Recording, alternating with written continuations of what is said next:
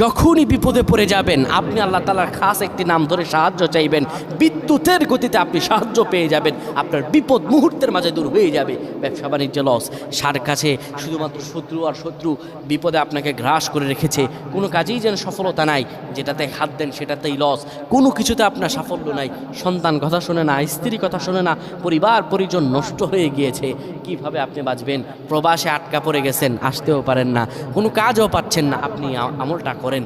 এটি আমার কথা নয়, বিশ্বনবী মুহাম্মদ রাসূলুল্লাহ সাল্লাল্লাহু আলাইহি ওয়াসাল্লামের প্রিয় সাহাবী হযরত যায়েদ রাদিয়াল্লাহু তাআলা আনহু, তিনি একবার মক্কা থেকে হিজরত করে যখন মদিনায় যাবেন, ঠিক সেই সময় বিপদে পড়ে যান। ওনাকে একটি লোক বিপদে আটকে ফেলে এবং ওনাকে হত্যা করার চেষ্টা করে। তখন তিনি আল্লাহ তাআলার এই খাস নামটি ধরে সাহায্য চেয়েছিলেন, আল্লাহ তাআলা তাকে বিপদ থেকে মুক্ত করেছেন। সুবহানাল্লাহ। সেই দোয়াটা কি?